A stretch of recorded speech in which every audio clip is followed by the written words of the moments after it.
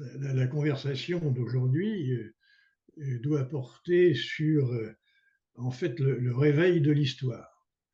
Hein. Comme disait Toynbee, à certains moments, l'histoire se réveille, et c'est le cas en ce moment depuis quelques années. Ça, c'est ce que Macron, d'ailleurs, a dit ce matin aussi. C'est une évidence pour tous ceux qui observent un peu l'évolution du monde. Et donc, il faut voir en quoi consiste cette révolution géopolitique qui est autour de nous, et cette révolution mondiale. C'est ça la première question. Que se passe-t-il au niveau de l'histoire? La deuxième question qui s'ensuit, c'est que doit faire l'Europe par rapport à cette évolution, et en quoi cette évolution menace-t-elle l'Europe? Je pense que l'Europe est un projet politique depuis le départ, et aujourd'hui, la survie de ce projet devient existentiel et urgent. Alors, existentiel, Macron l'a redit ce matin en empruntant la formulation de Paul Valéry, qui avait dit « Nous savons maintenant que les civilisations sont mortelles ». Eh bien, nous allons apprendre que l'Europe, l'Union européenne, peut être mortelle. Le contexte est fondamentalement différent de ce qu'on a connu depuis 70 ans. Alors, on va voir ça dans 6 grandes parties. La première s'intitule Le monde contre l'Europe. Et là, j'ai envoyé plusieurs articles, notamment l'un de Nicole Niesotto, qui est la vice-présidente du mouvement Jacques Delors, hein, et qui est une ancienne professeure au Conservatoire national des arts et métiers, chargée d'une chaire consacrée à l'Europe, plus particulièrement à l'Europe de la défense. Et c'est ce qu'elle dit. L'environnement autrefois était relativement pacifique et l'Europe disposait d'une liberté de choix quant à ses axes de progression et de construction qui était considérable. Et c'est ce qu'elle a fait pendant des années. Mais aujourd'hui, notamment la modification de l'environnement, alors ce que j'ai appelé le bouquet d'air, le bouquet, c'est expliqué dans le texte que tu as envoyé, et ça part dans tous les sens, parce qu'il n'y a pas que la géopolitique qui est bouleversée, elle est dominante, elle devient dominante. Mais il y a aussi la géoéconomie, il y a aussi les religions, les replis identitaires, tout cela se pose ou évolue simultanément. Mais l'épine dorsale, la dominante, c'est quand même la géopolitique. C'est ça qui domine. Et c'est vrai depuis quelques années, mais ça l'est davantage depuis 2022, depuis que les Russes sont en Ukraine et depuis que la guerre a été déclarée entre Israël et la Palestine. La géopolitique, c'est aussi, comme disait Clausewitz, la guerre, c'est la politique, la poursuite de la politique par d'autres moyens.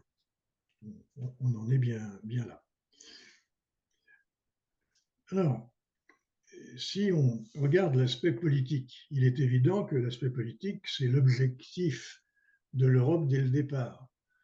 Dans les intentions de Robert Schuman, dans son discours du 9 mai, bien évidemment, il propose de mettre en commun des moyens, c'est l'ACK, donc le charbon et l'acier, mais son objectif, c'est de réconcilier la France et l'Allemagne, c'est la paix.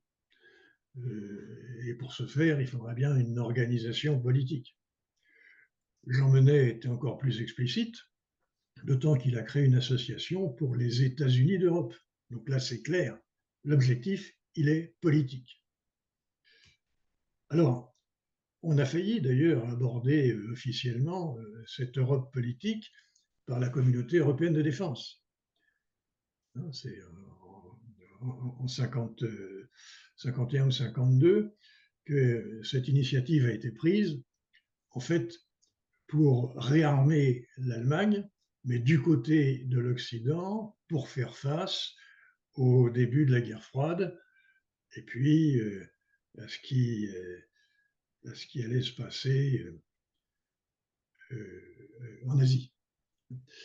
Alors bien sûr, pour chapeauter la CED, parce que la guerre est une chose trop importante pour la laisser aux militaires, on a créé une communauté politique européenne. Mais parce qu'on en avait besoin, il fallait bien qu'une autorité politique supervise les militaires. Bon, tout ceci a été improvisé et c'était prématuré. Et ça s'est terminé en 1954 quand la France a refusé de débattre de, euh, de ce traité sur la CED. Donc, on voit bien que l'axe politique, l'objectif politique a tenté de s'incarner, mais c'était un échec. Donc, il y a eu l'emprunt d'autres voies, des voies économiques, mais pour réaliser l'objectif politique. Donc, la communauté économique européenne, l'Euratom, mais derrière, bien évidemment, c'était les objectifs politiques qui étaient poursuivis. Alors, ceci a été confirmé tout à fait officiellement en 92 par le traité qui était adopté par référendum en France sur l'Union européenne, avec comme objectif une monnaie commune, mais aussi une défense commune, etc. Bon, donc on affichait délibérément l'objectif politique. Ceci étant, c'est pas parce qu'on l'a affiché qu'il s'est réalisé. La monnaie s'est réalisée, c'est vrai. Mais déjà à ce niveau-là, on n'a pas été assez loin, puisque, comme dit Delors, l'Union européenne ou la monnaie est boiteuse, puisqu'on a laissé les politiques économiques, et notamment budgétaires, à la disposition des gouvernements.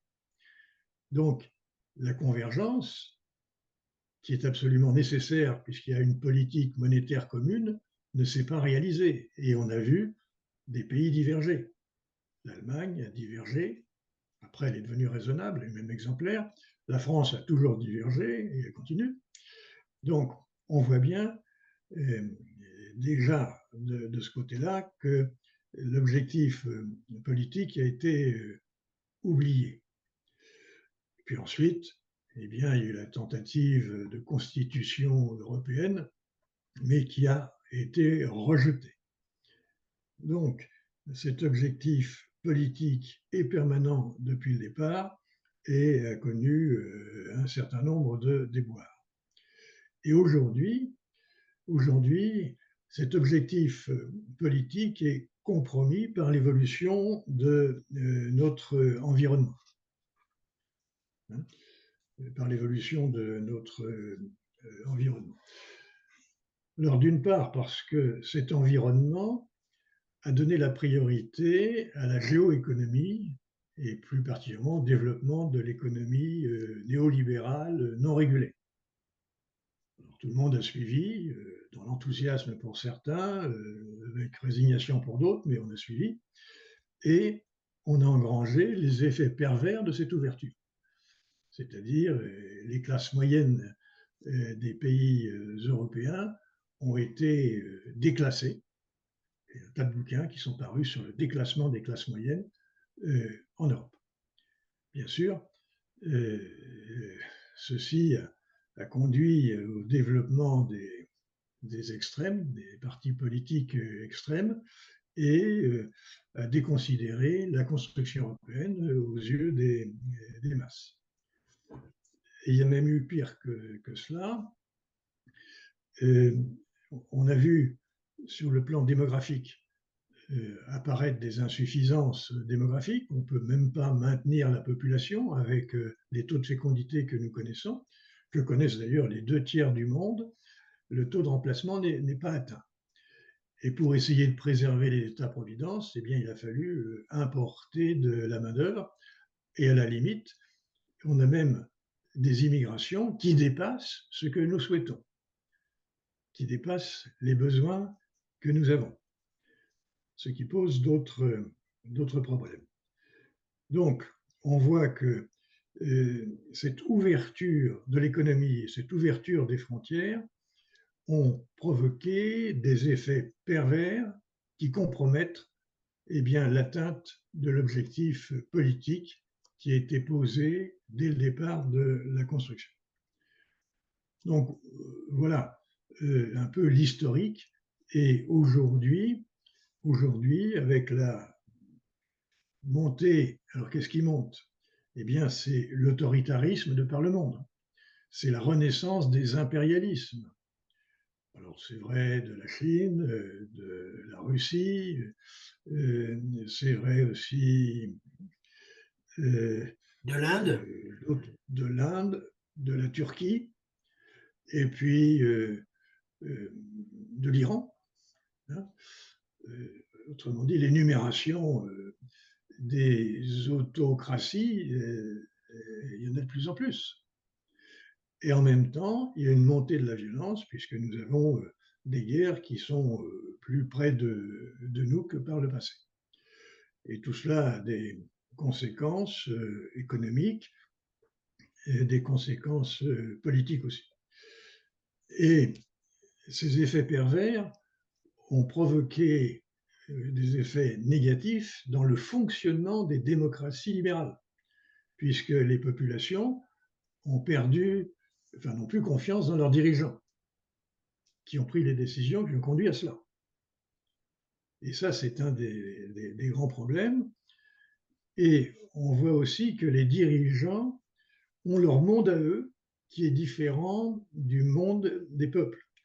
Alors, il y a un tas de littérature sur le pôle populaire, Guy Luit, par exemple, qui a étudié ça, hein, le monde périphérique, sur le pôle élitaire, et le pôle élitaire qui ne comprend pas ce que demande le peuple. Et à la limite, Macron est un bon exemple. Le peuple dit qu'il y a trop de migrants en France et en Europe, enfin, voyons la France, et Macron fait adopter une loi à minima, et en plus la défère au Conseil constitutionnel pour que celui-ci efface ce qu'il y a de trop. Donc 30 articles sur 80 ont été écartés par le Conseil constitutionnel. Ce qui prouve que Macron n'est pas à l'écoute de ses électeurs, puisque 70% demandent qu'on durcisse, et puis que les OQTF, les obligations de quitter le territoire, soient exécutées, non pas à moins de 10%, mais un peu plus quand même. Eh bien, non, le déni se poursuit. Et ceci, une traduction lors des élections. Alors, bien sûr, les européennes sont devant nous, mais les sondages sont déjà là. Et on voit les résultats de ce déni. Et d'autre part, dans des pays voisins, que ce soit l'Italie, que ce soit l'Autriche, on voit un peu et même en Allemagne, on voit les conséquences de ce monde élitaire qui est coupé de plus en plus du peuple. Donc, voilà, en guise d'introduction, l'histoire est de nouveau en marche et elle présente un défi à l'Europe, notamment pour réaliser son objectif principal, qui est la poursuite de la construction politique. Alors, à toi la parole, avant d'attaquer, ou tu peux attaquer aussi les articles Bavrez, etc., qui vont dans ce sens-là et qui illustrent ce propos. Alors, sur le phénomène migratoire, moi je suis assez perplexe parce que en même temps, pendant des années et à l'initiative de Jean-Paul Delevoye, on a dit que l'Europe, si elle voulait conserver son système social, qui est un système un des plus avancés en Europe, tout pays confondu, c'est-à-dire que on regarde des pays qui nous entourent, c'est l'Europe qui est la plus protectrice en termes social, même si la France est particulière par rapport à ça. Et donc, que pour préserver ce système social, nous manquions, à l'époque où nous étions 500 et quelques millions avec les Anglais, nous manquions de 50 millions de personnes actives pour financer ces systèmes sociaux. Hein, je ne parle pas que des retraites, hein, il y a tous les systèmes. Donc, voilà, est-ce qu'il y a trop de migrants? J'en sais rien. Est-ce que le problème de la migration est plutôt un problème de civilisation ou de différence de civilisation? Ça pose le problème, faut appeler un chat, le problème de l'islamisme, pas de l'islam, mais de l'islamisme. Ça, c'est la première remarque que je fais. La deuxième, c'est que euh, l'Europe est en train de se construire politiquement, puisque l'Europe sociale, en tout cas, continue de se construire et commence à se construire plutôt du fait que, par exemple, on a adopté un SMIC dans tous les pays. J'allais dire un SMIC européen. Non, ça n'est pas un SMIC européen, puisque chaque pays a son SMIC, mais tous les pays de l'Europe ont mis en place le système d'un salaire minimum euh, pour, euh, pour avoir une uniformité, et puis surtout pour préparer une convergence à terme, comme on le fait pour la PAC, par exemple. Voilà, ce sont les remarques que je fais euh, par rapport à cette Europe. Alors après, effectivement, on a des nationalismes et on a des discours nationalistes qui nous viennent effectivement des Pays-Bas, qui viennent d'Allemagne, qui viennent d'Italie, etc., où on a un rejet des migrations, en tout cas des immigrations vers nos pays. Alors, est-ce que c'est euh, un problème de société ou est-ce que c'est un problème technique ou c'est un problème d'inefficacité de gestion de ces migrations? Parce que, effectivement, enfin, moi, je continue de penser que quand je vais à l'EBA en Allemagne, quand je vois de la façon dont on travaille sur les migrations, ça n'a rien à voir avec l'amateurisme dont on fait preuve en France, ou ça n'a rien à voir avec le problème de dublinage qui va trouver sa fin dans les prochains mois et qui était vraiment une hérésie par rapport à un monde européen. Voilà. Donc, bon, moi, j'ai pas de réponse toute faite, mais je pense enfin, au moins, il faudrait qu'on soit plus professionnel dans notre manière de gérer les choses. Et j'espère que le pacte asile et migration va aller dans ce sens-là. Ce matin, Emmanuel Macron, à la Sorbonne, a repris le chiffre de 10 000 personnels Frontex. Alors, est-ce que c'était un souhait? Est-ce que c'est une réalité qui est en train de se construire? Là, j'en sais rien du tout.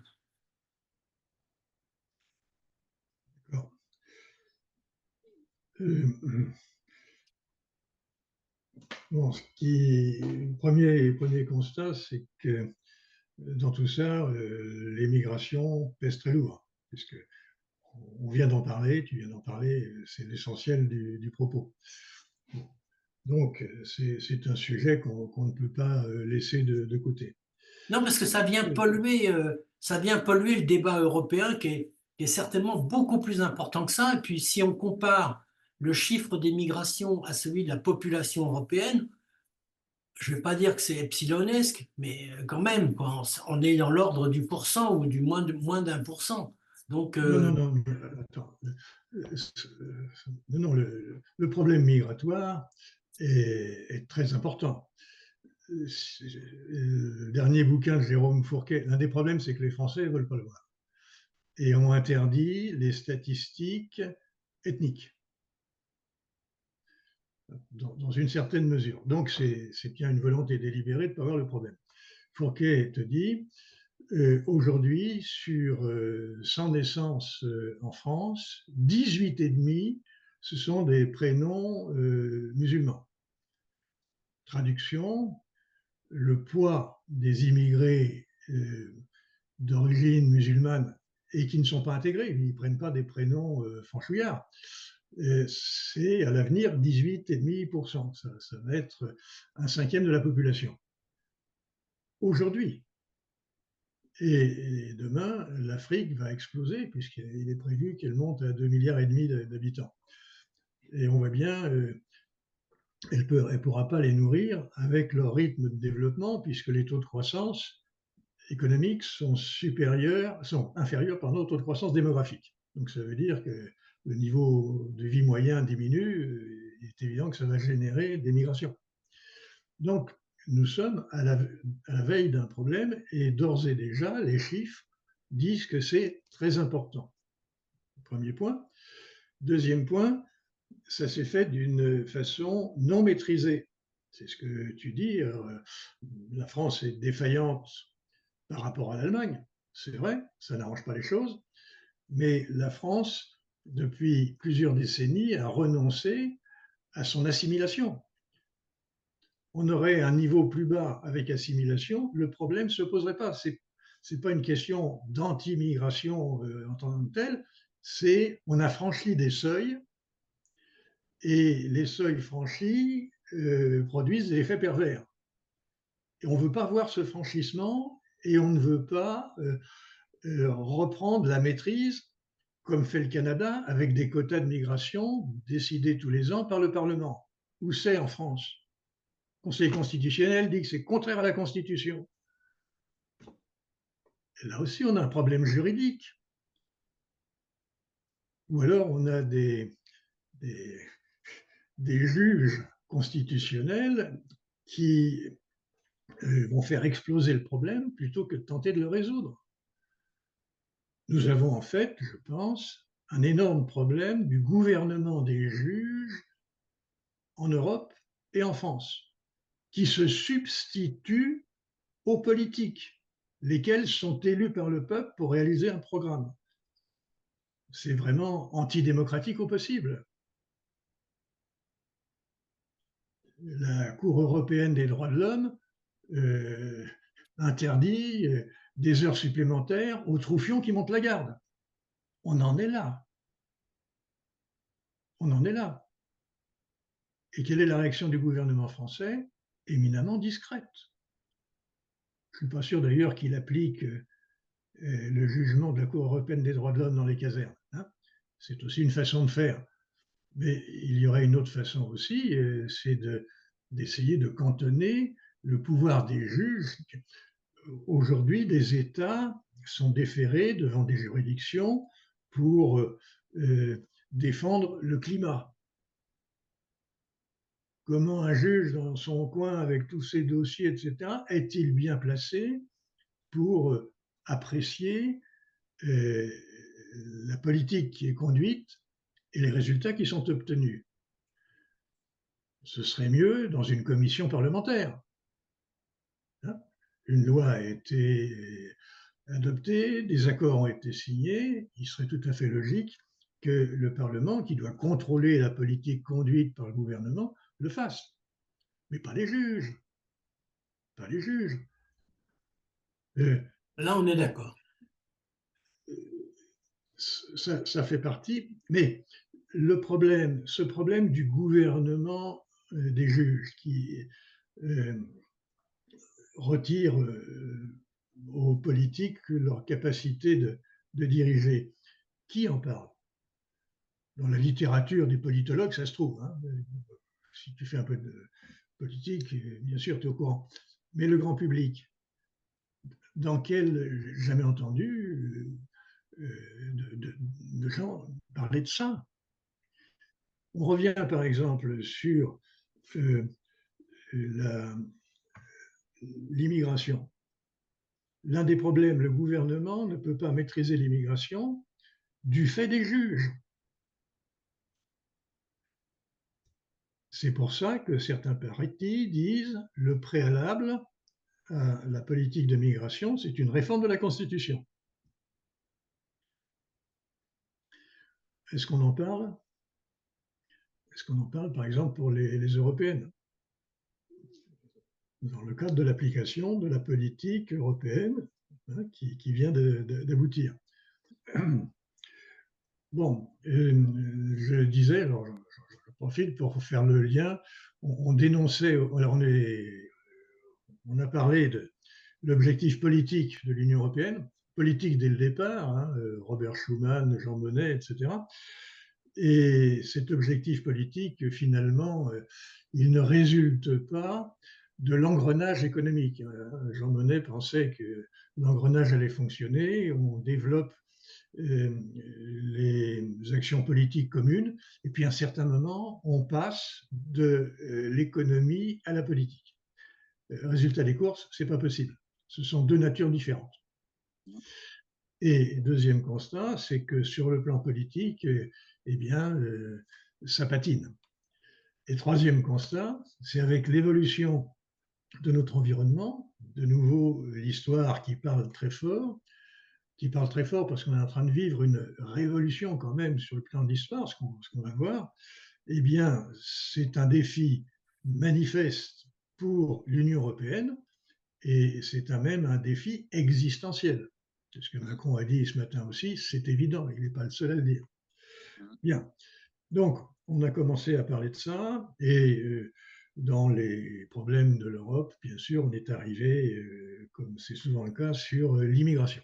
Donc nous parlions d'immigration et j'étais en train de répondre donc à Guy en disant c'est pas un problème disons, civilisationnel, on rejette tout immigrant, c'est pas ça, c'est une question de seuil.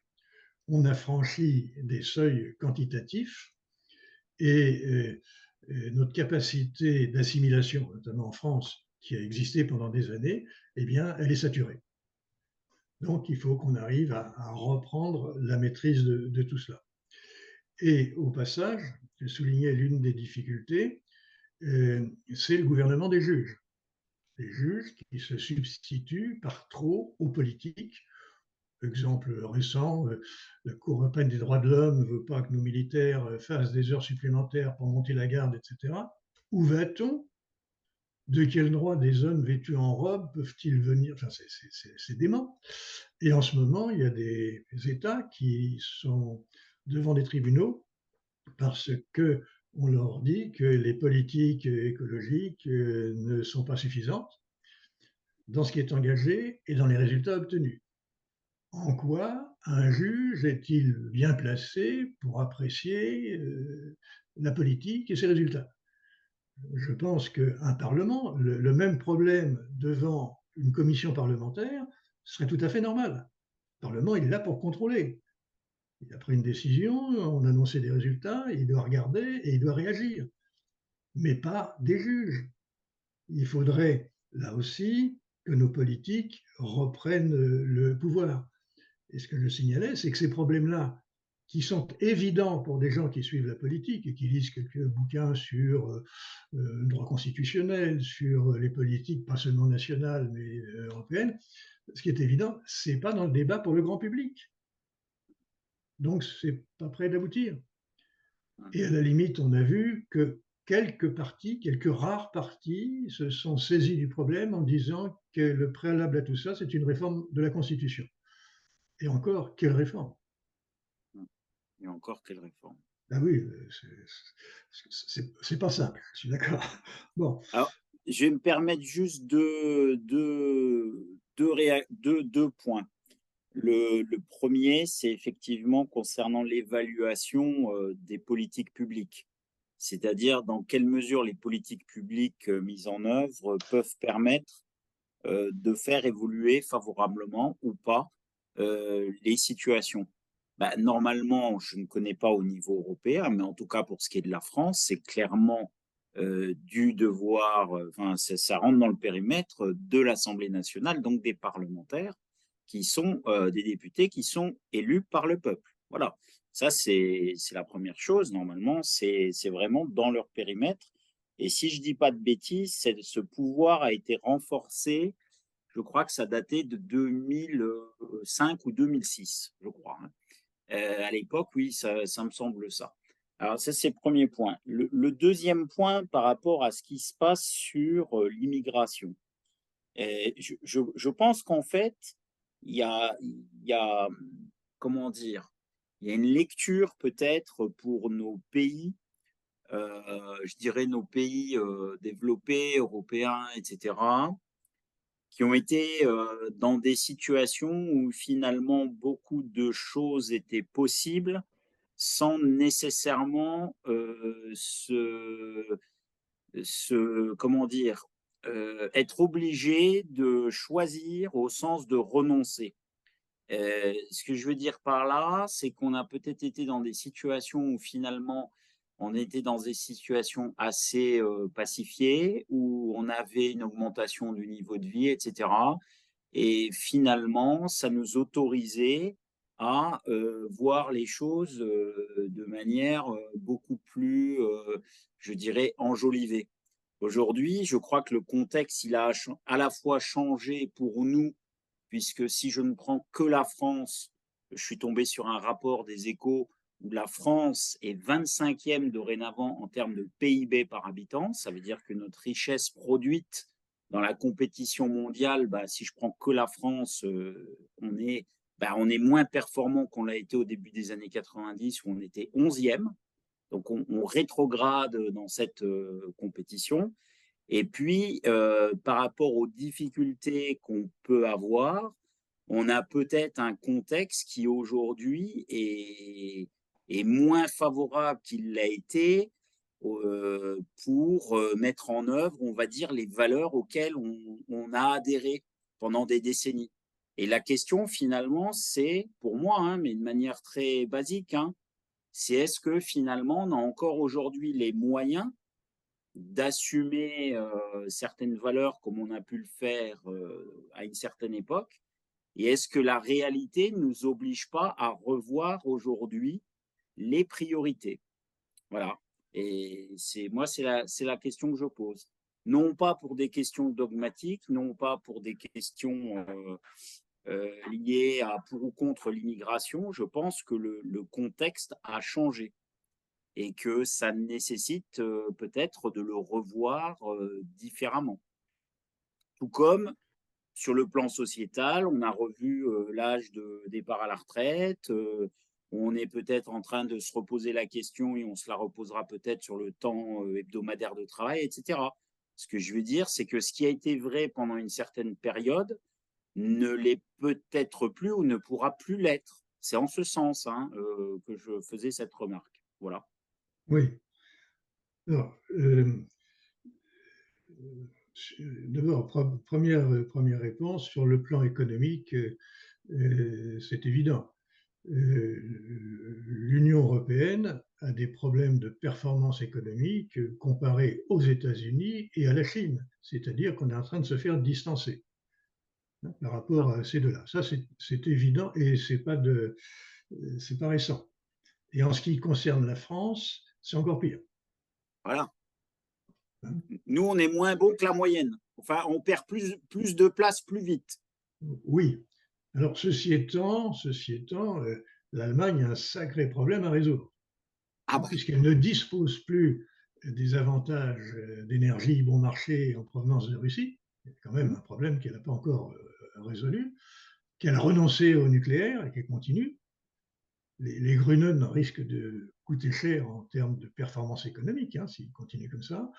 Et d'autre part, le débouché que constituait la Chine risque d'être un peu malmené, puisque la Chine, c'est quand même le grand adversaire des États-Unis, et qu'on le veuille ou non, on est quand même du côté des États-Unis face à la Chine. Et on a intérêt à se méfier, parce que depuis que la Chine a intégré l'OMC, elle n'a pas respecté les règles du jeu. Elle subventionne à outrance et fait disparaître nos industries. Elle a contribué à la désindustrialisation de la France et des États-Unis d'ailleurs. Elle éteint la en ne respectant concurrence. pas les règles du jeu. Bon, donc ce premier point, il est là et ça fait partie des défis qui sont importants devant nous, et que Macron a aussi traité ce matin en disant que doit faire l'Union européenne. Elle doit choisir. Là aussi, il ne faut pas se disperser. Et aujourd'hui, on parle beaucoup de Pompidou en disant que Pompidou, finalement, sur ce plan-là, il était pas mal. Hein. Il avait fait des agrégés de lettres classiques, ceci étant, l'économie, c'est pas la peine d'être polytechnicien, on peut faire de l'économie intelligente avec du gros bon sens. Pompidou l'a démontré. Bon, il faut faire la même chose aujourd'hui. Il faut faire renaître en quelque sorte la planification à la française pour choisir des objectifs et les faire partager aux principaux acteurs, publics et privés. Bon, public et privé. Universitaires, etc. Ah oui, on a besoin de cette renaissance. On est en train de s'en apercevoir parce que le néolibéralisme a fait des ravages, hein, ce que je rappelais tout à l'heure, et notamment dans le fonctionnement des démocraties libérales. Et il faudra qu'on y vienne aussi. Deuxième point, en ce qui concerne les migrations, je soulignais que l'Europe et la France ne sont pas capables de faire comme le Canada, c'est-à-dire de déterminer tous les ans des quotas d'immigration en fonction des besoins. Chez nous, ça déborde. Ça déborde. Et pourquoi est-ce que les populations réagissent? Les OQTF, obligation de quitter le territoire, avec les juges qui sont intervenus, moins de 10% qui sont réalisés.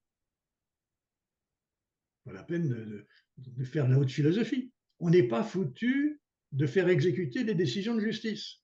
Moins de 10% en France. Ailleurs, c'est un peu mieux.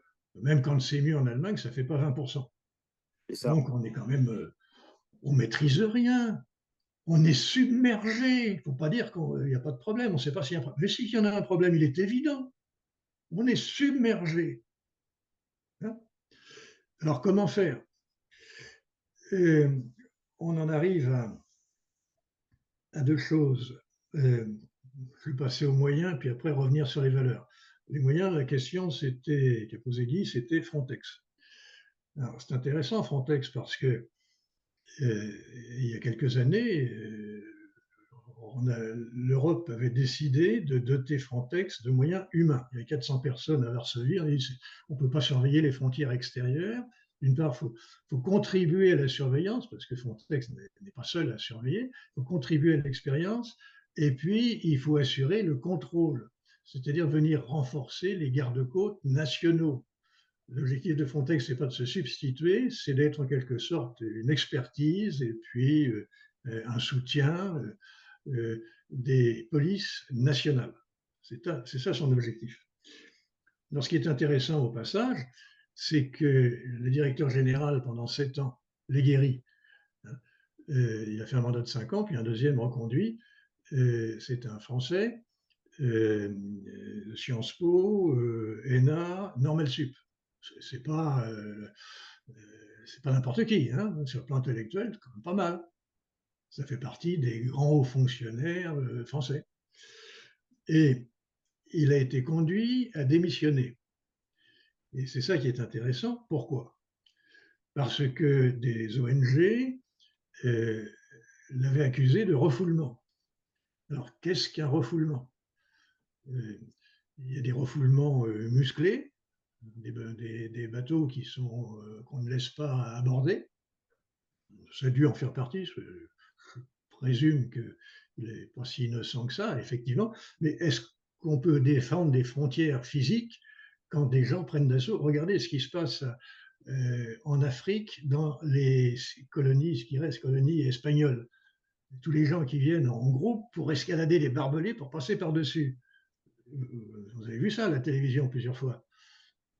C'est quand même ça qui se produit. Regardez ce qui se passe à la frontière mexicaine entre le Mexique et les États-Unis. Hein? Vous avez des passages en force. Bon. Donc, la notion de refoulement, la question se pose. Et en termes de valeur, c'est ce que vous disiez, mais là aussi, quels sont les moyens qu'on utilise? Est-ce qu'il faut passer par le Rwanda comme le Royaume-Uni? mais sans passer par le Rwanda, par le Royaume-Uni, regardons ce que fait Giorgia Meloni. Elle va négocier avec l'Albanie, la Tunisie, comme la France d'ailleurs, hein, la Libye. Bon, on cherche des points de contrôle, des hotspots, de façon à éviter que ces gens ne mettent un pied sur le territoire, parce que sinon le droit applicable n'est plus le même. Et là aussi, on s'est piégé avec notre droit. Je pense que l'un des pièges qu'on s'est piégé nous-mêmes, parce qu'on a conçu ce droit dans d'autres circonstances, où il était bien adapté aux problèmes à résoudre au moment où on l'a conçu. Mais aujourd'hui, eh bien, c'est comme la géopolitique. Mais la géopolitique, ça se voit. Les bombes envoyées par Poutine, on les voit, on les entend. Mais les problèmes posés par notre droit, on ne le voit pas. Et à la limite, la population regarde ce qui se passe dans sa rue et dans son voisinage, et puis quitte les ghettos. Hein. Si des ghettos se créent, c'est que les franchouillards qui étaient là, ils s'en vont. Donc ils voient bien, eux, qu'il y a un problème. Alors, bien sûr, ceux qui sont dans le 5e arrondissement ou dans le 6e, ils ne voient pas. Ils entendent parler, mais ils ne voient pas. Les autres, ils vivent. C'est ça l'un des grands problèmes qu'il y a du divorce entre les dirigeants des démocraties libérales et les peuples. Et d'ailleurs, je rejoindrai presque des sociologues qui disent ne parlons plus de démocratie libérale, mais d'oligarchie libérale, pour souligner le divorce entre la classe dirigeante. Alors, la classe dirigeante, ce n'est pas seulement les politiques, c'est bien sûr les politiques, mais tous ceux qui s'intéressent à la politique, c'est aussi les journalistes qui essaient de faire l'opinion publique, c'est aussi les universitaires, puis disons, entre nous, on en fait aussi un peu partie. Hein, ce niveau de discussion, il n'est pas généralisé dans notre pays, malheureusement. Donc, voilà en ce qui concerne les oligarchies. Dernier point sur les valeurs. Je vais traiter par anticipation deux choses. La première, je vais parler d'Huntington, qu'on devrait rencontrer un peu plus tard, qui a parlé de l'islam. Et le pauvre Huntington, il était très critiqué parce que Fukuyama lui volait la vedette, mais maintenant c'est en train de s'inverser.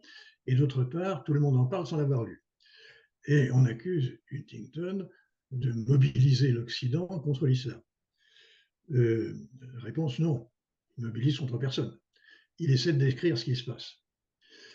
Et l'un des constats qu'il fait, c'est de dire il ne faut pas simplement dénoncer l'islamisme. Vous avez un problème avec l'islam. Tout simplement parce que l'islam n'est pas seulement une religion. C'est aussi une civilisation. Ce que n'est pas le christianisme, ni la judéité. Enfin, les cathos, les protestants, les orthodoxes, les juifs n'ont pas des mêmes principes, par exemple, pour régler les rapports entre les hommes et les femmes. Pour dire qu'une femme, c'est la moitié d'un bonhomme, en matière de succession, par exemple. Hein? Bon. Et d'autre part, soyons clairs, on a des problèmes de voile dans les écoles. Mais deux constats. Premier, un constat historique. C'est la commission Stasi, j'ai connu le super Stasi à l'époque, qui a proposé l'interdiction du voile à l'école. Et pour faire sa proposition, il a interrogé beaucoup de jeunes filles musulmanes. Et quel était le constat des entretiens? C'est de dire, nous, on voudrait bien y échapper au voile, mais avec les parents et les grands frères, on ne peut pas, on se fait tabasser. Rappelez-vous, ni pute, ni soumise. C'est pas par hasard qu'on a que ces filles ont retenu ces... Hein, pas la peine, vous voyez ce que ça veut dire. Bon, donc, on voit que des musulmans ont importé leur civilisation et entendent la faire pratiquer et respecter si jamais la densité de peuplement dépasse certains seuils. Quand ils sont minoritaires au milieu des franchouillards, ben, ils ne peuvent pas. Mais quand ils deviennent majoritaires à certains endroits, ben, ils n'hésitent pas à le faire. Et vous avez, je crois, l'une des jeunes filles qui est disparue ces derniers temps, c'est parce qu'elle ne voulait pas se soumettre justement à la règle commune, au conformisme familial et civilisationnel. Donc, l'un des premiers points que souligne Huntington, c'est attention, l'islam, c'est pas seulement une religion, c'est une autre civilisation. Si vous ignorez ça, vous n'allez pas comprendre pourquoi on va s'entretuer. Alors, si vous voulez pas qu'on s'entretue, il faut comprendre qu'il y a un problème. Et l'ayant compris, essayez de le résoudre. Et alors là, ça nous ramène à la politique française face à l'islam.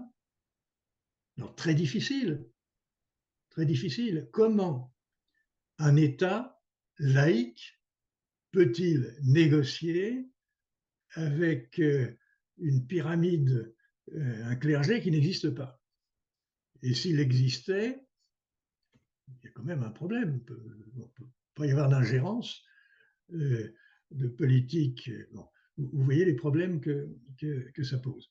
Donc, nous avons ça, c'est ce que dit Huntington, le monde de l'islam, le monde musulman, c'est une civilisation et il faudra la traiter comme telle.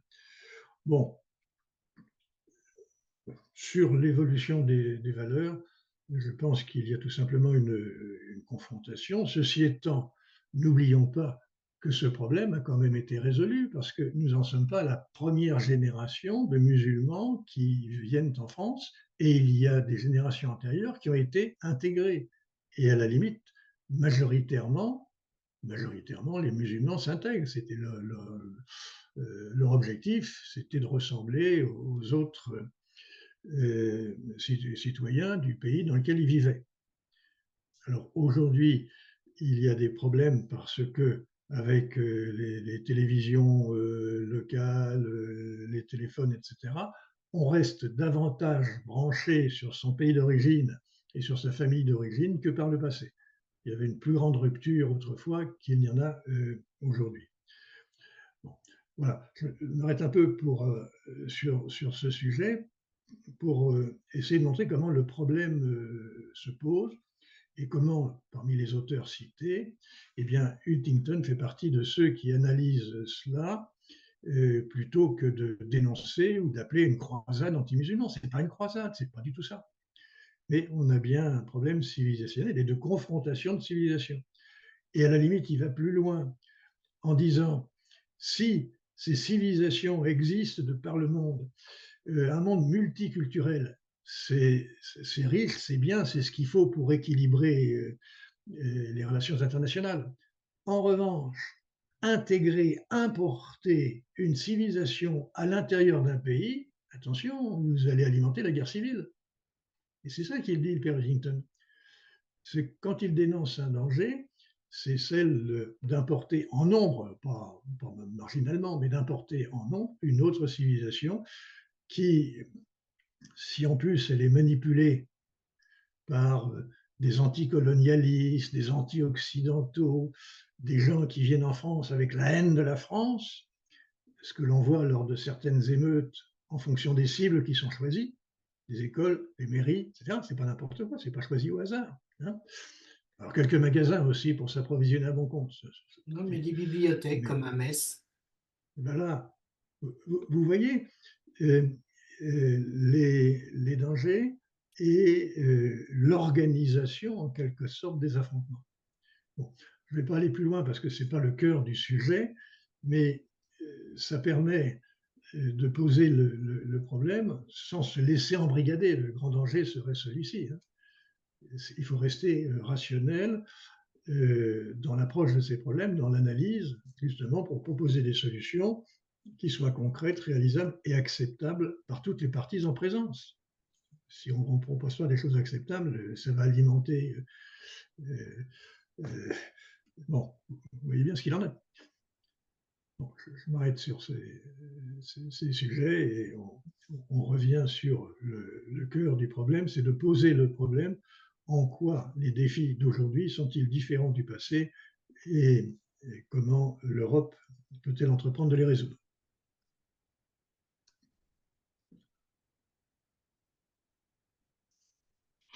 Alors, pour moi, il y a quand même un certain nombre de défis qui devraient plutôt être sur le devant de la scène. C'est-à-dire que ce problème des migrations, effectivement, il devrait être réglé de façon réglementaire et de façon plus sérieuse. Il y a des pistes, il y a des pays ou des régions qui règlent les choses mieux que nous. Donc, Oui, à nous de nous inspirer de ça. Mais pour le reste, effectivement, nous sommes dans un monde de défis puisque nous sommes à la croisée des chemins d'une nouvelle révolution industrielle, si on peut l'appeler ainsi, où l'Europe, pour l'instant, a un sérieux handicap si on parle du numérique, alors que les intelligences sont bien européennes. Le numérique, il est squatté par les USA ou la Chine. Si on parle de l'écologie ou de l'énergie verte, eh bien, ce sont toujours les Chinois qui fabriquent les panneaux solaires et pas encore l'Europe de manière significative. Euh, Tu l'as évoqué tout à l'heure, Jacques, mais le président Macron l'a également évoqué. Nous sommes incapables de défendre nos valeurs parce que nous sommes incapables de défendre nos frontières par rapport à l'arrivée de biens et de services pour lesquels il n'y a pas les mêmes exigences que celles que l'on s'impose en Europe. Et donc, il faut généraliser les clauses miroirs qui nous permettent de reprendre la main. Euh, bon, les GAFAM, on en a suffisamment parlé, c'est-à-dire que on s'est laissé complètement distancer sur le numérique et sans jamais penser que le numérique, c'était une économie à part en soi. C'est-à-dire que c'est générateur de profits invraisemblables, d'emplois, de nombre d'emplois, etc. Et on n'y est pas présent. Et je fais la même réflexion à chaque fois. Euh, Quand je vais en Asie, je peux me brancher sur Google, je ne peux pas me brancher sur Quant. Quant, qui est un produit franco-français. Qu'est-ce qu'on attend pour qu'il soit à minima européen et qu'il ait accès, enfin qu'on ait accès à ce produit partout où on est dans le monde, parce que je suis français et que je veux me connecter avec un produit européen. Euh, on a le même problème avec nos télévisions franchouillardes. Je suis capable, quand je suis à Ho Chi Minh Ville, de regarder Arte, incapable de regarder France 2 ou France 3. C'est n'importe quoi. Et là, ce sont de vrais défis. euh, Et on peut pas être la seule zone dans le monde à avoir pris un pacte vert et se faire attaquer en permanence, comme tu l'as souligné, Jacques, par des écolos via la justice, alors que tous les autres zones du monde n'ont pris aucun engagement, ou en tout cas ont pris des engagements, mais on n'a pas mis en face les moyens d'y arriver. oui. Euh, on aurait tendance. Alors, ça fait beaucoup de sujets, ça. Euh, si on commence par ce par quoi tu as fini, c'est-à-dire l'écologie, on a deux problèmes. Le premier, c'est qu'on a eu tendance en Europe à succomber aux modes. Et l'Allemagne, par exemple, a succombé quand même à la mode écologique en renonçant au nucléaire. C'est quand même catégorique, semble-t-il jusqu'à présent irréversible, mais ça peut être lourd de conséquences pour l'Allemagne d'abord et pour ses partenaires ensuite. Deuxième chose, on s'est converti à une nouvelle religion, celle de Greta Thunberg, et on a fait de l'écologie quasiment le premier objectif de la commission Ursula von der Leyen, hein, le pacte vert. Et on a surenchéri jusqu'au moment où les agriculteurs se sont révoltés, pas seulement en France. Et là, on a fait marche arrière et on s'est dit, on a peut-être été un peu loin. Peut-être que pour le moteur thermique, on a peut-être été un peu vite. Bon, et ça me donne l'impression que, au lieu d'avoir des décisions préparées par des experts, coordonnées par des planificateurs qui voient les conséquences des décisions qu'on va prendre dans des secteurs voisins, eh bien, on a commis deux erreurs. La première, c'est l'effet de mode, et on a été trop loin, y compris par rapport à nos compétiteurs. Et avec les importations, on importe des produits fabriqués par des gens qui ne sont pas soumis aux mêmes règles du jeu. C'est aberrant. C'est aberrant. Quel pays supporterait ça? Est-ce que les Américains supporteraient ça? Est-ce que les Chinois supporteraient ça? Eux, non, mais les Européens, oui. Là, on a un problème quand même, une maturité politique. Il faudrait écouter un peu les populations. Alors, on les écoute quand il y a des tracteurs dans les rues de Bruxelles. Et il faut aussi qu'il y ait des tracteurs dans les rues de quelques autres capitales. Et d'un seul coup, vous avez vu la marche arrière? La rapidité, l'importance de la marche arrière, c'est effarant. Ce qui veut dire qu'on avait été quand même trop loin, trop vite, manifestement. Donc là aussi, il faudrait se méfier des emportements passionnels et faire en sorte que la raison soit beaucoup plus présente au moment où les décisions se préparent et sont prises.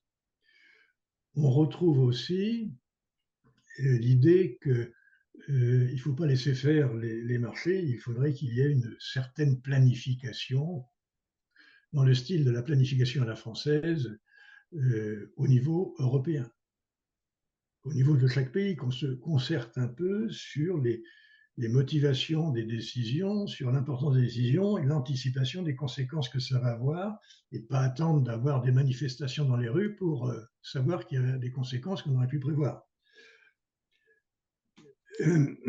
En ce qui concerne les objectifs économiques, je pense là aussi, c'est ce que demande Macron, c'est qu'on sélectionne, on ne peut pas investir tous azimuts. Il faut choisir. Pompidou, Macron, même combat, il faut choisir nos objectifs.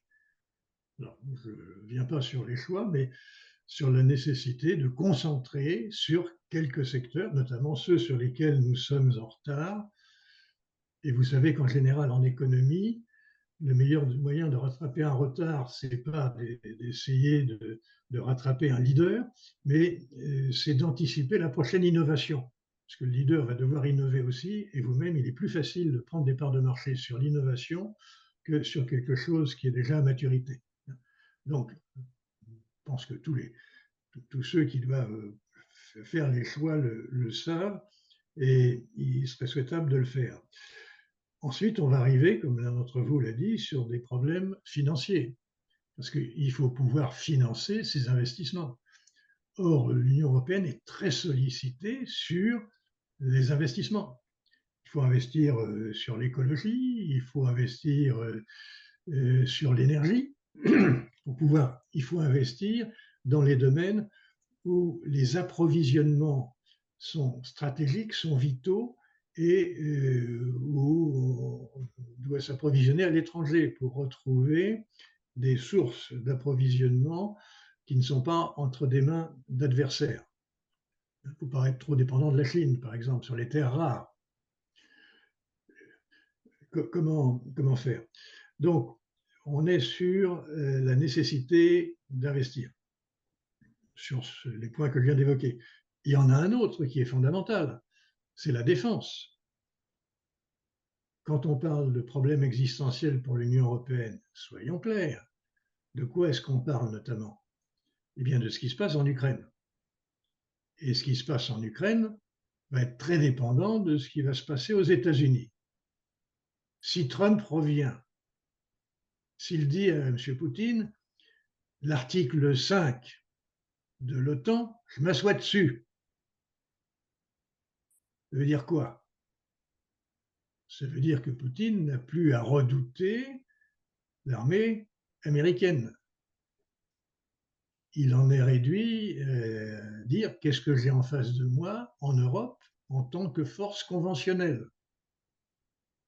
C'est ça que ça veut dire. Et forces conventionnelles, eh bien, elles ont été laminées depuis des années par les dividendes de la paix, comme disait Fabius. Il n'y a pas de quoi inquiéter ou arrêter Poutine. Je suis effaré que ce problème-là ne soit pas le premier problème qui soit évoqué à l'occasion des élections européennes. Le risque existentiel, il est d'abord celui-ci. C'est évident. Il y en a un deuxième, c'est le djihadisme. Mais le premier, c'est quand même celui-ci, notamment en fonction des élections américaines. Et on n'a pas le temps d'investir dans des entreprises d'armement pour produire, parce que Poutine, il sait très bien qu'il a une fenêtre de tir qui est très étroite. Hein, sa fenêtre de tir, la Russie, elle est atteinte par le problème démographique beaucoup plus que l'Europe. Et puis vous avez aussi les Russes qui passent à l'ouest pour ne pas être mobilisés, parce qu'ils n'ont pas envie de se faire trouer la peau pour aller tuer des frères, comme dit Poutine. Les Ukrainiens sont des frères. Vous avez quand même ce problème-là aussi. Et vous voyez toutes les contorsions qu'il pratique pour éviter de faire appel à la mobilisation. Et quand il fait appel à la mobilisation, il contourne soigneusement les cités où on trouve les élites intellectuelles du pays, et il va chercher, il va mobiliser dans des coins reculés de l'Empire. Quand on le sait. Donc, lui-même, il connaît ses faiblesses. Et d'autre part, il sait que c'est plutôt maintenant qu'il faut prendre des initiatives. Et la certitude, d'accord. La certitude, ce sera après les élections du mois de novembre. Donc, c'est ça le problème majeur. Bon, on a les problèmes de régulation par le marché ou par les États, avec une sorte de planification. Je suis depuis longtemps assez favorable, mais j'espère que la traduction, la mise en œuvre de ce que Macron propose passera justement par des moyens administratifs que l'on connaît, qu'on a pratiqués en France. Et dernier point, Macron en a parlé, la préférence européenne. Si jamais on investit, on dégage des moyens financiers, est-ce qu'on saura les réserver, par exemple sur le plan militaire, sur le plan de défense, aux entreprises européennes et non pas américaines, comme c'est le cas aujourd'hui? À plus de 60%, ce qu'on envoie en Ukraine, on va le chercher aux États-Unis. Ce sont les grands gagnants de la guerre en Ukraine, sur le plan stratégique, sur le plan géopolitique. Je poursuis un peu sur deux points pour compléter ce qu'on vient de voir. Je crois que Benoît a souligné un problème de financement. Vous avez en ce moment 2 éléments de réponse qui sont en cours. On vient de reparler à nouveau de l'unification des marchés de capitaux au sein de l'Union européenne.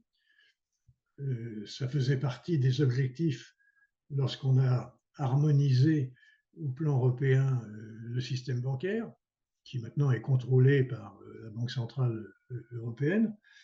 L'unification des marchés de capitaux en faisait partie, mais il y a eu des réticences nationales qui ont bloqué le dossier depuis des années.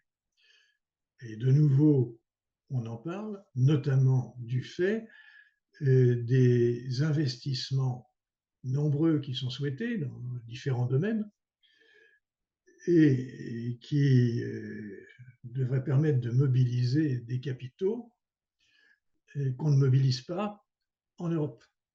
Et l'un des paradoxes d'ailleurs, c'est que l'Europe a une épargne importante et une grosse partie de cette épargne va financer les investissements américains.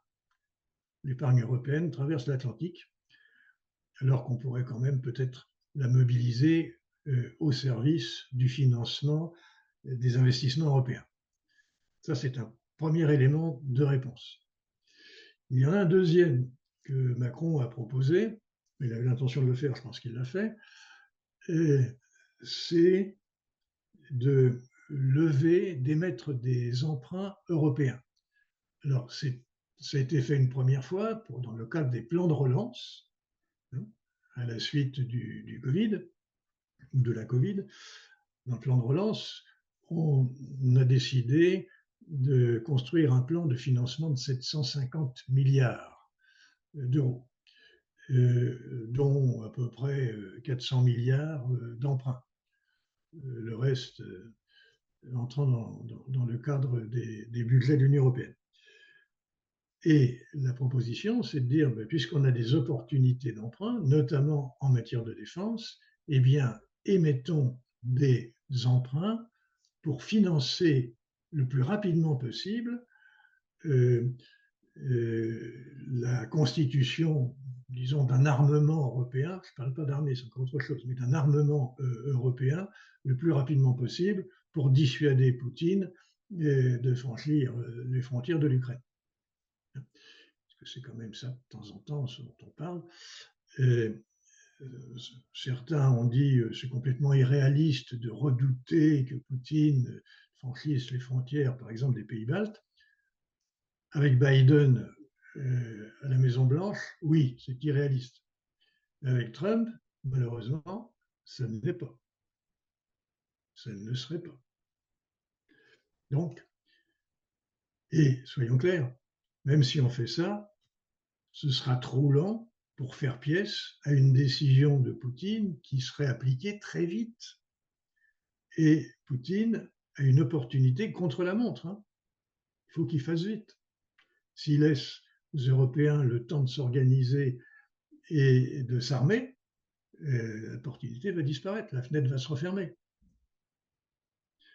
Ça, je n'entends pas beaucoup. Alors certains le disent, mais ils sont peu nombreux. Pourtant, c'est une des grandes questions pour les prochaines élections européennes. Et ce ne serait pas un mal pour la France, puisque la France, sur le plan économique, est quand même cul par-dessus tête. Et on continue de distribuer des chèques pour que les Jeux Olympiques se passent calmement. Enfin, c'est dramatique ce qui se passe sur le plan économique. Et il faut qu'on arrive, alors c'est dramatique en soi, objectivement, par rapport aux conséquences qui peuvent être derrière, mais ça l'est aussi pour nos partenaires. Et je pense que pour défendre l'intérêt égoïste de la France, c'est-à-dire qu'elle puisse disposer du temps de remettre de l'ordre dans sa maison, il faudrait qu'il y ait des initiatives communes, par exemple un financement en commun de la défense, puisque là, on aurait des intérêts en commun qui permettraient à nos partenaires de faire preuve de patience, à condition quand même que le gouvernement français fasse les économies qu'il n'a pas su faire dans les décennies précédentes, et même dans les années précédentes, et même encore dans l'année en cours. Voilà, si vous voulez, en réaction, me semble-t-il, par rapport à ce qu'on vient de voir. Alors, à vous de réagir ou de passer à un point suivant sur les défis qui sont devant nous aujourd'hui.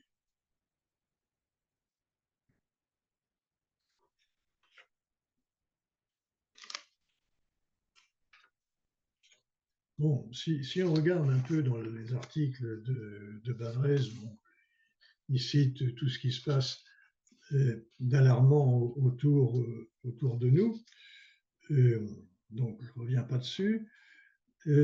Au passage, il focalise un peu sur la France, mais me semble-t-il à juste titre, en disant que les institutions de la 5e ont été conçues pour affronter des tempêtes historiques, mais elles sont minées par l'hyper-présidentialisme.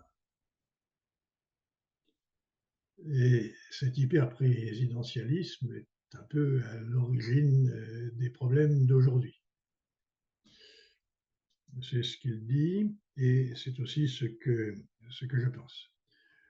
Et logiquement, après les élections de 2022, le président aurait dû rechercher la constitution d'une majorité de coalition, comme on fait un peu partout dans les démocraties parlementaires, notamment en Allemagne.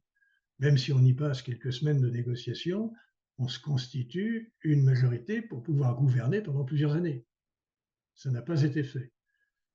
Alors, erreur d'une part de sa part, puis soyons clairs aussi, erreur de la part des LR qui aurait dû ne pas mettre des conditions inacceptables. Là, là aussi, parce que si on n'a pas de majorité qui permet de prendre des décisions pour résoudre les problèmes qui se posent effectivement, des décisions qui ne sont pas toujours populaires, eh bien, il n'y a plus qu'à se réfugier dans la commémoration. C'est ce qui se passe. Ou alors d'inscrire l'IVG dans la Constitution. C'est révolutionnaire. Là, je me permets d'intervenir parce que ces compromis qu'on n'arrive pas à trouver, c'est l'ADN de l'Europe. On ne fonctionne que par compromis, Oui. Chose qu'on est incapable de mener chez nous.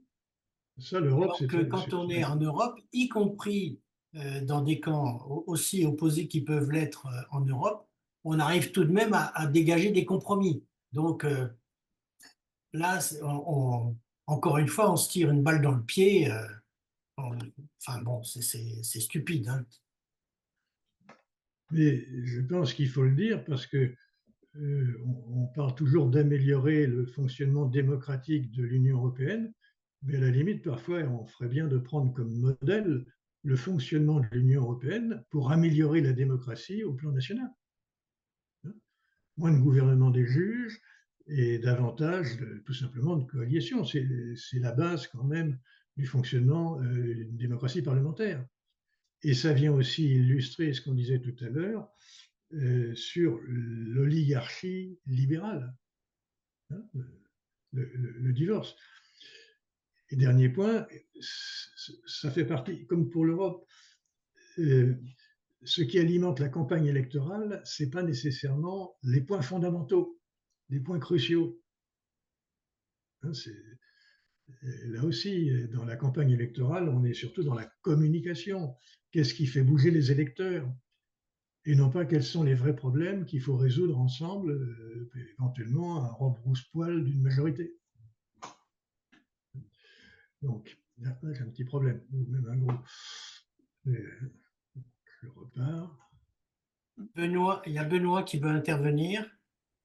Oui, par rapport à ce qui vient d'être dit, est-ce que finalement la difficulté, parce que on n'arrive pas à aller vers le compromis, c'est pas que finalement on a été dans une situation où on a été toujours amené à développer des nouvelles choses, finalement de plus en plus accessoires, de moins en moins essentielles, et qu'aujourd'hui le défi, c'est de revenir peut-être sur des choses plus essentielles et donc reprendre de la hauteur par rapport à certaines priorités.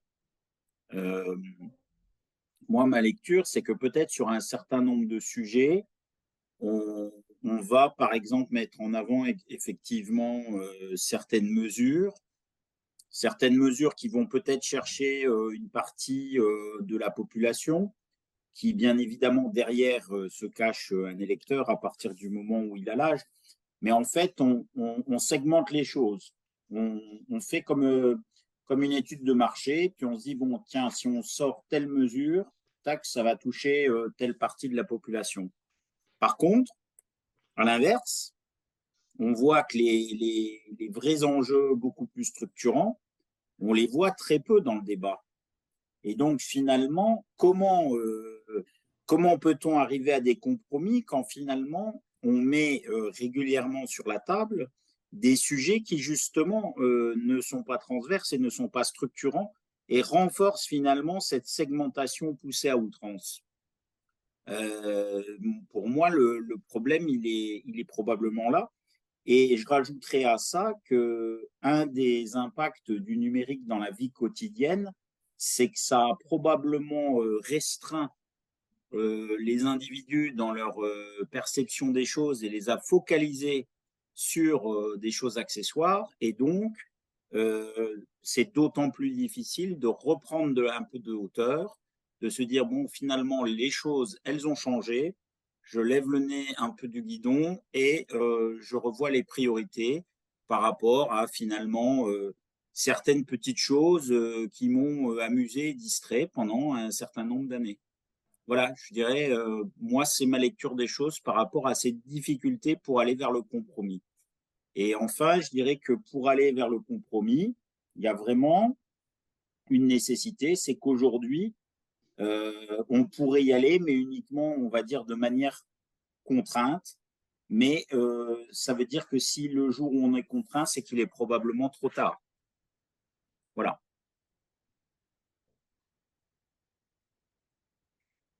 Oui.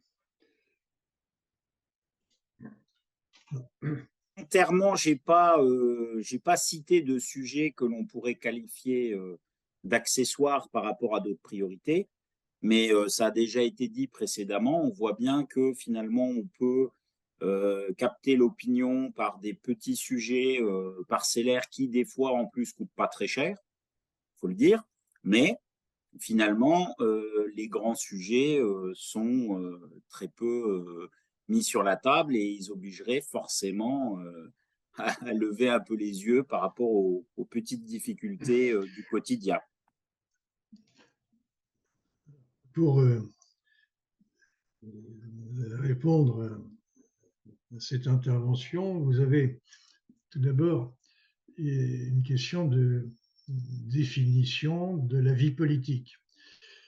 Et quand je parle de définition, ce n'est pas une définition philosophique, c'est essayer de donner un nom à ce qui se passe aujourd'hui. Vous avez un grand choix. La politique devrait être, en quelque sorte, l'identification des problèmes à résoudre et des problèmes les plus importants, commençant par c'est une pyramide d'autrefois d'objectifs, hiérarchisés, il y a des niveaux. Donc, commencer par identifier les plus importants. Et puis ensuite, de descendre, de construire son arbre d'objectifs. Deuxième point, une fois qu'on a fait ça, ce qu'il faudrait en bonne politique, c'est délibérer avec les décideurs, donc les électeurs, des choix qu'on va opérer. Qu'est-ce qu'on va retenir, qu'est-ce qu'on va éliminer, quelles sont les conséquences qui vont se produire. Ça, c'est un fonctionnement politique rationnel. C'est pas ce qui se passe. Alors, qu'est-ce qui se passe? Eh bien, au lieu d'avoir des dirigeants qui soient des guides, comme disait Robert Schuman, ce vieil Européen, Schuman disait un véritable homme politique, c'est pas quelqu'un qui cherche à savoir ce qui fait plaisir à ses électeurs, lesquels peuvent se tromper de bonne foi, en disant il ne faut pas retarder l'âge de la retraite. On veut planter nos choux plus tôt et manger nos fraises nous-mêmes à 62 ans, pas 64, ils n'ont pas le même goût. Hein, ça, c'est ce qu'ils souhaitent. Est-ce qu'un homme politique doit être un follower, c'est quelqu'un qui cherche à faire plaisir au maximum de monde et être aimé par tout le monde et embrassé quand il va voir le bon peuple? Ou est-ce qu'il doit dire quel est le bien commun? Et qui plus est, le bien commun qui apparaîtra après moi, quand je ne serai plus candidat aux élections. D'ailleurs, c'est une question qu'on pourrait se poser. Est-ce que 2 mandats, ça ne pose pas de problème? On pourrait dire, Macron, 2e mandat, il ne peut plus être candidat, donc il est plus soumis finalement aux électeurs. Et on pourrait dire, c'est le moment ou jamais de prendre des décisions impopulaires, mais favorables au bien commun. Ça pourrait se comprendre comme ça. Est-ce que c'est ce qui se passe? Alors moi, je veux intervenir très brièvement. On l'a vu sur la directive sur asile et migration, où 2 têtes de liste politiques, François-Xavier Bellamy et Glucksmann, ont voté ils auraient pu, enfin, le fait qu'ils votent contre ou qu'ils s'abstiennent, c'était pas vraiment le sujet, ils avaient tout à fait légitimité, sauf qu'ils ont été les seuls en Europe à ne pas suivre les consignes de leur groupe politique européen. Ce faisant, ils ont fait de la politique nationale au lieu de faire de la politique européenne. Et ça, c'est invraisemblable. Alors, c'est formidable. Tu viens de faire la transition avec un autre point fondamental. C'est, regardons les élections européennes qui se préparent, les arguments utilisés sont beaucoup plus les arguments nationaux qu'européens. Et certains cherchent à transformer ces européennes en référendum pour ou contre Macron. C'est une perversion complète du sens des élections. Et là, nos élites, je pense aux journalistes, éventuellement aux professeurs qui viennent faire des cours sur la télévision, devraient dénoncer ce genre de choses et rappeler la nature de l'élection. Alors, ceci étant, ce n'est pas un mal français. Ça se produit aussi dans les autres pays européens. Ce qui, me semble-t-il, pose un vrai défi à l'Europe. Cette Europe politique, on ne peut pas la construire. Ceux qui parlent de fédération aujourd'hui, c'est complètement aberrant. Le préalable à la fédération, c'est un démos européen. Il y a un bouquin qui est sorti il n'y a pas longtemps, enfin si, quelques années, Nos démos. Hein, il n'y a pas de peuple européen. Et c'est vrai, il n'y a pas de peuple européen. Qu'est-ce que ça veut dire? Ça veut dire qu'il faut le construire. Et pour le construire, il faudrait qu'il y ait une délibération européenne quand il y a des problèmes à résoudre en commun, pour éviter ce que Guy vient de dénoncer, que des motivations de décision d'eurodéputés soient purement nationaux. Alors, ça dépend. Si c'est défendre l'intérêt du pays, c'est une chose. Si c'est jouer au jeu politicien national sans tenir compte de l'intérêt européen, là, c'est condamnable. Hein? Donc, il faudrait qu'on le construise. Et c'est notamment ce que le mouvement européen devrait faire. Mais je pense que le mouvement européen devrait aussi mettre sur la table des vrais problèmes et éviter d'agiter des petits drapeaux.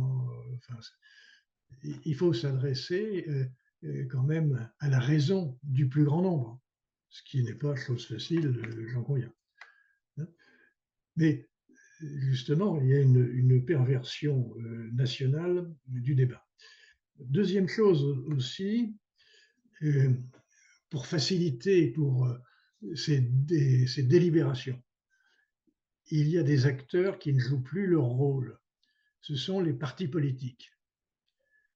Les partis politiques, regardez les perversions, Mélenchon par exemple, c'est l'atypique concret. Vous avez en ce moment des gens qui sont en train de pervertir le fonctionnement politique interne de notre pays, comme ça se pratique aussi dans d'autres pays. Les partis politiques devraient élaborer, poser des problèmes d'abord. Les problèmes qu'on est en train de poser devraient être posés par chaque parti politique en disant voilà quelles sont les grandes questions que l'Europe a devant elle, voilà les solutions possibles, voilà celles que nous préconisons et voilà pourquoi. Qui le fait? On est plus sur de la communication. On ne cherche pas à poser les vrais problèmes parce que c'est casse-pied, c'est emmerdouillant. D'ailleurs, on le voit, on n'est pas très nombreux pour discuter de ce sujet-là. Et à la limite, je ne sais plus qui disait, quand j'entends parler d'Europe, je sors mon oreiller. Bon. Voilà, on embête le monde, on n'en fait pas un sujet intéressant, pas séduisant, n'allons pas jusque-là, mais au moins intéressant, surtout en campagne électorale. Ce qui permet d'ailleurs aujourd'hui à Luc Ferry d'écrire un article en disant il faut reconstruire l'instruction civique de l'enseignement. ce qu'il est devenu, c'est catastrophique. Je pense qu'il a raison. Son point de départ, ce n'est pas l'Europe. Mais l'Europe fait partie, quand même, des vrais problèmes à résoudre, et les partis politiques devraient se structurer, pas seulement avoir des programmes publiables au plan national, mais avoir aussi des vies locales, comme il a existé dans notre région à certains moments. J'ai participé les années précédentes, mais on n'en parle plus aujourd'hui, pour discuter avec des militants de sujets politiques. Et quand il voulait parler d'Europe, ben, il faisait venir quelqu'un qui connaissait un peu l'Europe, pas trop engagé, un peu quand même, mais pas trop, pour pouvoir dialoguer sans se battre. C'est ce que Guy va faire bientôt lors d'une intervention. C'est ça aussi. Donc, voilà sur le rôle du fonctionnement des partis politiques et d'autre part, essayer de construire un espace politique européen. Et là aussi, notre gouvernement pourrait imposer aux grandes chaînes de communication et, disons, à la presse d'une façon générale, de couvrir davantage et mieux la vie européenne et les enjeux européens. Parce que cette Europe politique qu'on veut, il faut la construire préalablement, avant de prendre des décisions, en ayant des débats en commun. Alors peut-être faut-il le faire avec nos voisins proches, avec les Allemands, plutôt qu'avec les Lettons, la Lituanie, encore que Poutine peut rapprocher la Pologne de la France, pour des raisons évidentes. Et d'ailleurs, Macron a évoqué l'imminence d'un traité franco-polonais, comme il y en a eu franco-allemand, franco-italien. Donc ça peut être, une voie à suivre. C'est presque plus facile de faire du bilatéral. Ceci étant, il y a aussi une initiative qui a été proposée, c'est la réunion des 5 grandes puissances, donc l'Allemagne, la France, la Pologne, l'Italie et l'Espagne. Parce que si on parle de stratégie, où sont les puissances et les armées potentielles, c'est plutôt dans ces pays-là. Hein. Ils sont quand même remarquables. Hein. Réaction par rapport à... Bon. Dans cette première partie, vous aviez un article d'Emmanuel Todt qui dit deux choses, c'est que la Troisième Guerre mondiale a commencé, il va peut-être un peu vite, et deuxième chose, il souligne la vulnérabilité de l'Occident. Vulnérabilité de l'Occident parce que il y a une certaine déficience industrielle des États-Unis, et il souligne, me semble-t-il, avec juste raison, que la Russie s'en sort bien sur le plan industriel. Et là, on retrouve, si vous voulez, une distinction de Raymond Aron, qui autrefois disait finalement il y a une convergence entre l'Est et l'Ouest vers une société industrielle, puisque les deux développent leur industrie. Et cette société industrielle, ça consiste à former des ingénieurs, etc. Et à la limite, la Russie en forme plus que les États-Unis, qui se sont trop orientés vers le tertiaire, comme les Français. Les Français se sont trop orientés vers le tertiaire en abandonnant le secondaire. C'est pour ça que les effectifs des partis communistes ont disparu. Mais c'était une erreur, puisque la désindustrialisation, on est passé de 20% à 10%, eh bien on le paye aujourd'hui, par exemple, par un déficit commercial. On n'est plus capable d'exporter au niveau qui conviendrait par rapport à nos importations. Parce que pour exporter, il faut être compétitif. Pour être compétitif, il faut avoir de la productivité. Pour avoir de la productivité, il faut investir et innover. Ce que la France n'est plus capable de faire. Et qu'elle essaie de corriger avec beaucoup de mal depuis un certain temps. Donc attention, la Russie est restée sur le secondaire, avec les formations d'ingénieurs qu'il faut, etc. Alors là, ce serait à approfondir, mais c'est quand même un point à prendre en considération. Le deuxième, c'est la disparition du protestantisme. Qu'est-ce qui a permis de décoller? Vous connaissez la thèse de Weber, c'est le protestantisme, esprit du capitalisme. Bon. Et la disparition du protestantisme, eh bien, génère un capitalisme moins performant. Bon, pour un certain nombre de raisons qui sont évoquées, mais notamment un certain détournement du travail et un certain renoncement à l'effort, ce que l'on constate depuis la fin de la Covid. Les relations, notamment entre les Français et le travail, ne sont plus ce que c'était auparavant. Et je pense que l'analyse ici de Todt n'est pas totalement infondée. Bon, c'est le deuxième point. Le troisième, c'est de dire attention dans le monde, le reste du monde est finalement plus proche de la Russie que des États-Unis. Et ça, c'est un problème qu'on n'a pas vu. On a cru que le monde soutenait l'Ukraine contre l'agression d'un impérialisme. Et en fait, c'est pas le cas. C'est pas le cas. Tous les abstentionnistes, les pays abstentionnistes au niveau de l'ONU représentent la majorité démographique du monde. Donc la majorité démographique du monde n'est pas avec nous. Je dirais même que Sud Global, elle est contre nous. Et ça, c'est une surprise désagréable, mais c'est quand même une réalité. Donc, troisième point, c'est celui-ci pour poser le problème. Il y a aussi une autre idée à retenir, me semble-t-il, de Todt, c'est un axe est-ouest. Si on part de l'est et qu'on va vers l'ouest, on part du conservatisme pour aller vers le progressisme. Conservatisme, c'est la Russie, progressiste, c'est, disons, la France. Et dans cette affaire, eh bien, le conservatisme est partagé par l'ensemble du monde. Dans la plupart des pays, l'intérêt commun l'emporte sur l'individualisme. Le respect de ce qui nous vient des ancêtres l'emporte sur l'intérêt immédiat. L'histoire pèse davantage à l'est qu'à l'ouest. À l'ouest, on n'enseigne plus l'histoire. Nos jeunes, ils ne savent pas d'où ils viennent.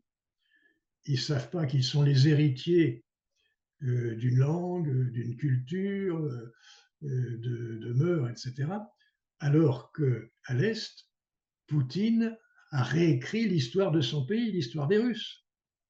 Et il fait cohabiter les tsars avec Staline. Et vous voyez qu'il lui aussi commémore les victoires de la Russie sur le nazisme, puisqu'il trouve encore des nazis en Ukraine.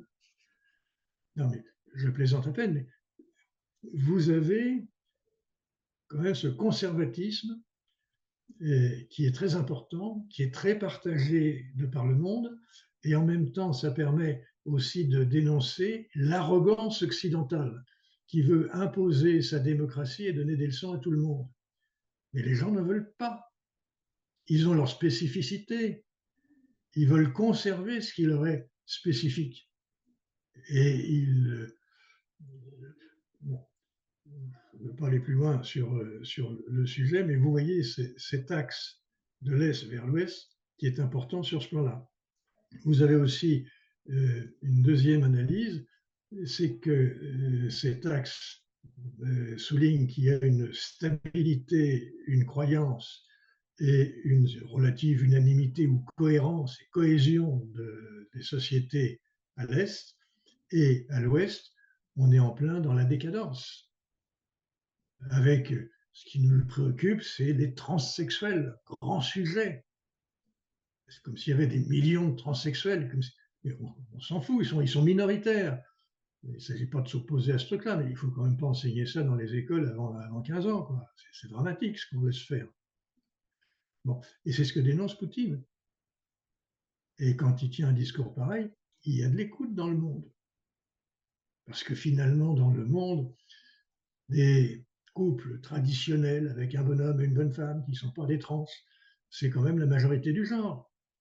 Comme disait De Gaulle, il y a des poissons volants, mais ce n'est pas la majorité du genre. Et on a tendance un peu à l'ouest à prendre les poissons volants pour la majorité, ce qui est une erreur monumentale. Et quand on parle d'universalisme à l'occidental, ce que l'on considère comme universel pour nous, ce sont des particularismes dont on n'a pas conscience et dont les autres ont conscience contre nous. Et puis il rajoute un peu d'hypocrisie en disant droit de l'homme, quand vous importez des produits fabriqués par des gamins qui sont sous la contrainte, n'est pas d'état d'âme. Donc attention, soyez peut-être un peu moins hypocrite dans vos discours et un peu plus dans vos actes. Pas hypocrite, mais voilà. Je ne vais pas plus loin, mais cette vision, me semble-t-il, est à approfondir. Et à la limite, elle est à rapprocher aussi de ce qu'on a traité à un certain moment, opposition Est-Ouest, comment nombre de pays de l'Est ont réagi à la disparition de l'URSS. C'était la liberté et la prospérité. Ils sont arrivés enthousiastes dans nos bras. 25 ans après, ils nous en veulent.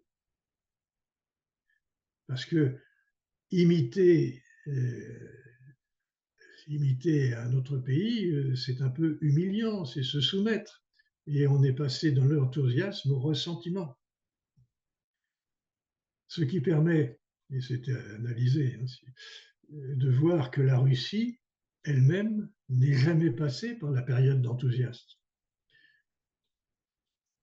Elle n'est pas passée par un problème de transitologie pour passer d'un régime dictatorial dirigé par l'État, un Gosplan qui s'imposait à tout le monde, à une économie de marché.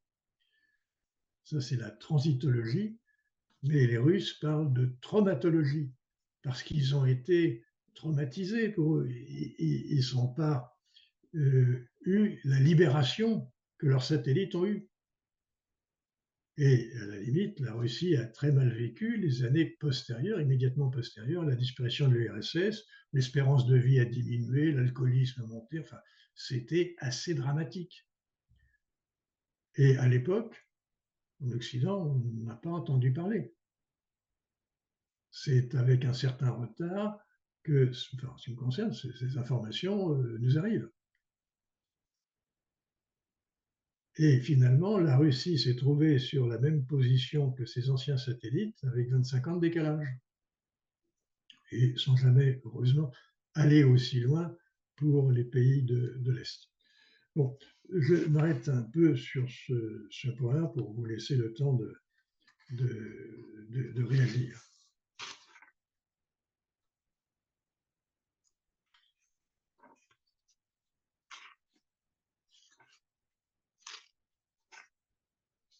Guy? D'accord. Attends, je t'entends pas. Ton micro n'est pas branché. Oui, je dis, ce point est important, mais nous allons le traiter peut-être dans la dernière séquence qui va déborder un petit peu, parce que là, il ne nous reste plus qu'une seule minute et on risque d'être coupé en plein milieu du propos. Donc, je vais couper et pour revenir, il faut accéder à la séquence 4. D'accord.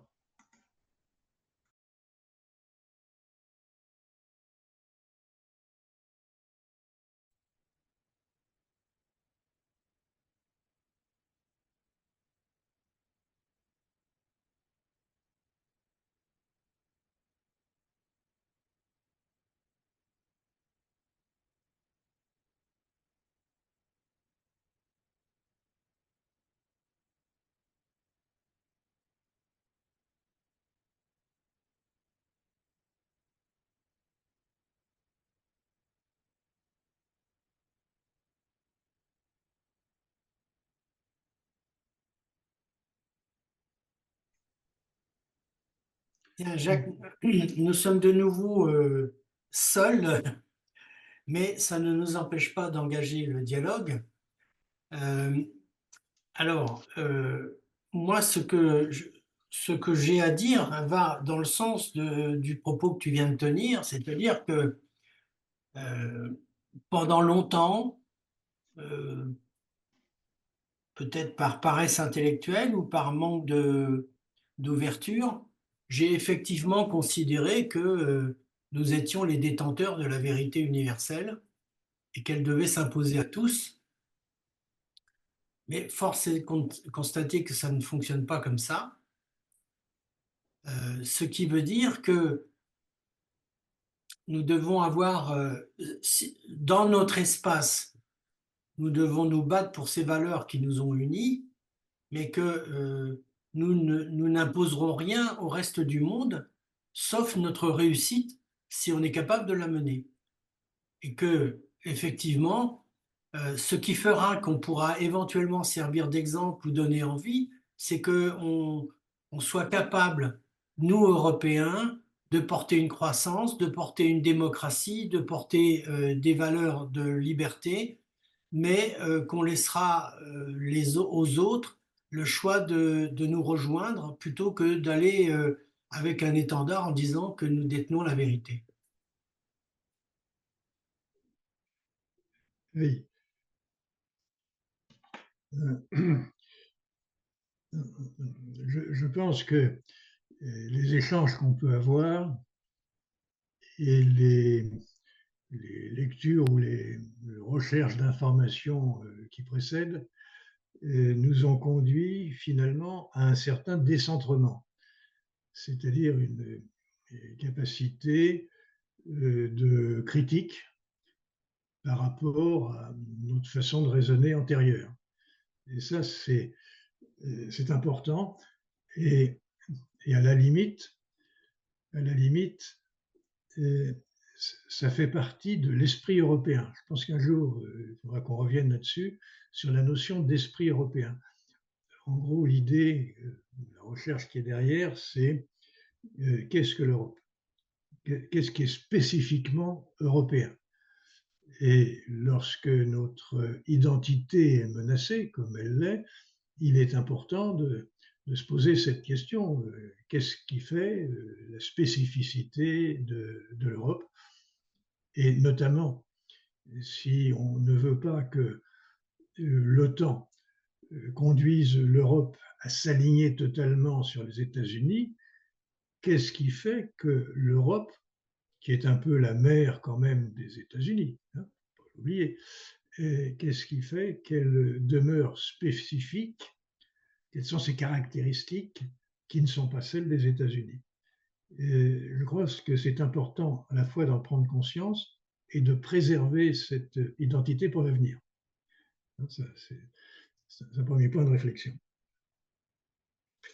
Donc, le décentrement. Le deuxième, c'est que si on veut sortir de ce qui est en train de se mettre en place en ce moment, c'est-à-dire une opposition entre l'Occident global et le, alors, je sais plus qu'on appelle ça, je me souviens plus, le tiers, pas le tiers-monde, mais le reste du monde. Guy, tu peux m'aider? BRICS, les Oui, BRICS. le nouveau nom, là, le Sud global. Voilà. Ah, le Sud global, oui, d'accord. Le Sud global. Il y a un antagonisme qui est en train d'apparaître et nourri par tous ceux qui veulent faire la peau de l'Occident, ils sont nombreux. Eh bien, il va falloir que nous établissions un dialogue avec ces gens-là. Et un dialogue, alors là aussi en bilatéral et pas en relation de groupe à groupe, parce que les relations de groupe à groupe vont être plutôt assez hostiles. Tu parlais des BRICS, qui étaient 5, qui sont passés à 11 et qui ont de commun que de s'opposer à l'ordre occidental depuis 1945. Donc, il va falloir qu'on sorte de ces oppositions collectives pour établir des relations bilatérales de coopération. Et bien sûr, ça implique de renoncer à l'arrogance, c'est-à-dire nous détenons une vérité qu'on veut imposer aux autres. Qu'on se l'applique à soi-même, pas de problème, mais laissons les autres libres de ce qu'ils veulent faire. Bon, alors, avec certaines limites peut-être, par exemple, est-ce qu'il faut laisser Wagner dans le Niger, etc., qui vient défendre les nouveaux dictateurs au détriment des populations? Ça, c'est un autre aspect, mais enfin, on le traitera à un autre moment. Jusqu'où doit aller notre tolérance? Ceci étant, il faut déjà renoncer un peu à notre universalisme qu'on veut imposer au monde entier, alors que celui-ci n'en veut pas. Et on revient sur l'axe que j'évoquais tout à l'heure, où finalement, l'ensemble du monde est bien plus proche de positions conservatrices à la Poutine que d'évolutions, soyons clairs, assez décadentes occidentales. Mariage homosexuel, GPA, transsexualité, où va-t-on?